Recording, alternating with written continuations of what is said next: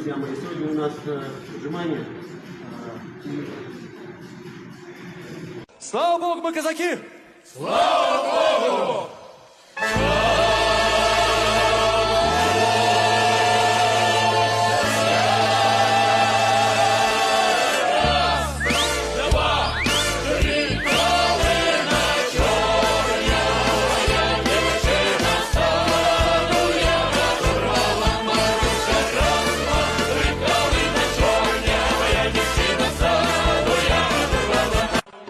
На горе стоял казак, он на Богу молился, за свободу, за народ, а резко поклонилась.